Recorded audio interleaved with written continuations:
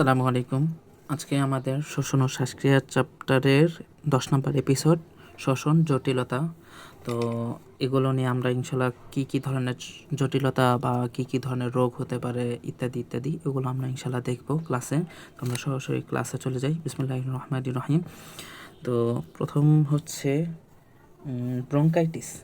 Bronchitis bronchitis তো bronchitis হলে কি হবে? তো এর আগে আমরা একটা জিনিস পড়ে নিই। ধূমপান হচ্ছে দুই প্রকার। এক হচ্ছে সক্রিয় অর্থাৎ যে নাকি ধূমপান করতেছে, এটা হচ্ছে সেক্ষেত্রে হচ্ছে সক্রিয়। আরেকটা হচ্ছে ধূমপান করতেছে না কিন্তু পাশে দাঁড়ায় আছে বা পাশে অবস্থান করছে, এরকম হলে সেটা ধূমপান কিন্তু নিষ্ক্রিয় আর কি। তো ক্ষতি কিন্তু কম হচ্ছে না, ক্ষতি কিন্তু ভালোই, মানে অনেক বেশি ক্ষতি হচ্ছে দুই ক্ষেত্রেই, তবে হয়তো নিষ্ক্রিয় ক্ষেত্রে একটু কম। তো যাই হোক, ধূমপান এছাড়াও মানে যেই সিগারেটের মধ্যে কয়েকটা বিষাক্ত উপাদান থাকে ক্ষতিকর। তো একটা হচ্ছে নিকোটিন, দুই হচ্ছে টার, পরে হচ্ছে কার্বন মনোক্সাইড। তো কার্বন মনোক্সাইড, তো আমরা জানি কার্বন মনোক্সাইড অত্যন্ত ক্ষতিকারক একটা গ্যাস। তো আপনারা পারলে এই জিনিসটা চাইলে করতে পারেন, কমেন্টে লিখে যেতে পারেন যে কার্বন ডাই অক্সাইড কখন রিলিজ হয়, মানে আমাদের এনভায়রনমেন্টে কখন কার্বন ডাই অক্সাইড রিলিজ হয় আর কখন কার্বন মনোক্সাইড রিলিজ হয়, এই দুইটার মধ্যে পার্থক্যটা বা এক লাইনে আপনি চাইলে কমেন্টে লিখে যেতে পারেন। তো যাই হোক, ব্রঙ্কাইটিসের ক্ষেত্রে হয় কি, এই যে কার্বন মনোক্সাইড, এটা ট্রাকিয়া ও ব্রঙ্কাসের যে সিলিয়া অর্থাৎ পশমী জাতীয় জিনিসগুলো আছে, অর্থাৎ বাইরে যে ধুলাবালিগুলো আটকে ফেলে, তো ওই সিলিয়াগুলোকে অবশ করে দেয়। সিলিয়া অবশ করে দেয়। তো সাধারণত সিলিয়াগুলো দুলতে থাকে, যার কারণে রোগ জীবাণু মুক্ত থাকতে সহায়ক হয়। কিন্তু সিলিয়া যখন অবশ হয়ে যায় তখন কি হবে? ট্রাকিয়ায় এই যে মিউকাসগুলো জমা হয়, মিউকাস জমে ট্রাকিয়ায়, তো মিউকাস জমলে কি হয়? প্রদাহের সৃষ্টি হয়। তো আমরা জানি হচ্ছে আইটিস মানে হচ্ছে কি প্রদাহ। তো এই যে দেখেন, ফুসফুসের প্রদাহকে আমরা বলতেছি ব্রঙ্কাইটিস। তো যাই হোক, এরপরে হচ্ছে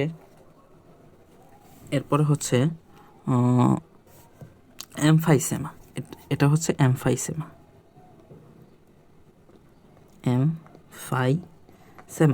আচ্ছা, এমফাইসেমা জিনিসটা কি এটা একটু দেখি। তো এমফাইসেমা হচ্ছে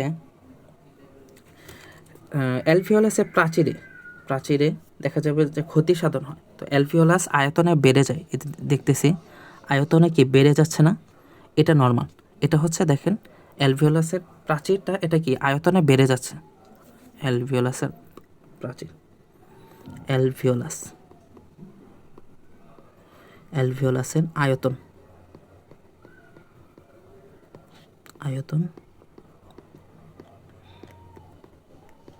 এটা কি বেড়ে যাচ্ছে। তো এই হলে কি হবে? ফুসফুসে একটা ফাঁকা জায়গা তৈরি হয়। তো এই যে দেখতেছি ফাঁকা জায়গা তৈরি হচ্ছে, ফুসফুসে ফাঁকা জায়গা তৈরি হয়। তো ফাঁকা জায়গা তৈরি হলে কি হবে? তখন দেখা যাচ্ছে যে ফুসফুসের যে শ্বসন অঞ্চল, এটা হ্রাস পাচ্ছে। শ্বসন অঞ্চল কমে যাচ্ছে। তো শ্বসন অঞ্চল কমে গেলে তখন দেখা যাবে যে কোষে যে স্থিতিস্থাপকতা বা ইলাস্টিসিটি, এটাও কমে যাবে। কোষের ইলাস্টিসিটি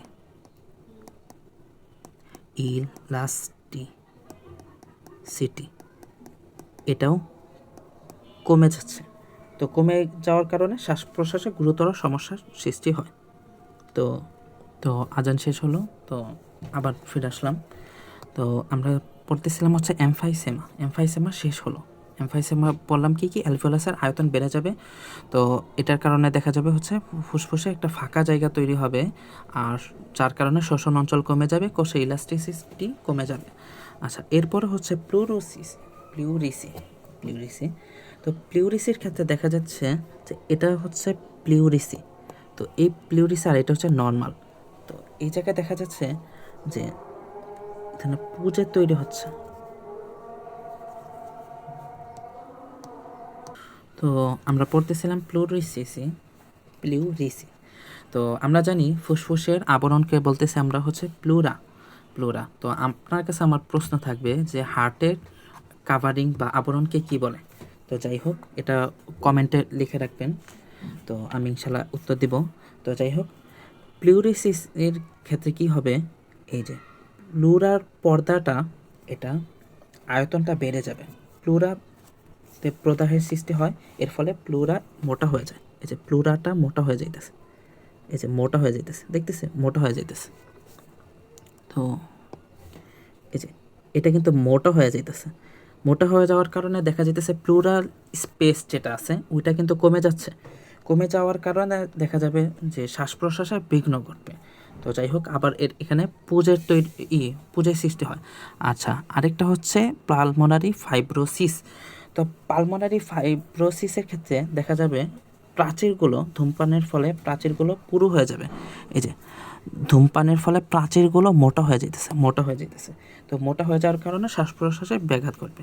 তো আরও কিছু দেওয়া আছে, উদ্গারী কাশি, কোভিড-19 ইত্যাদি। এগুলো আমরা ইনশাল্লাহ যদি একবার রিডিং দিই ইনশাল্লাহ হয়ে যাবে। তো আজকের এই ভিডিও এতটুকুই থাকুক। পরবর্তী ভিডিওতে নতুন কোনো শিক্ষণীয় ভিডিও নিয়ে ইনশাল্লাহ আসবো। ততক্ষণ পর্যন্ত ভালো থাকুন, সুস্থ থাকুন। আসসালামু আলাইকুম।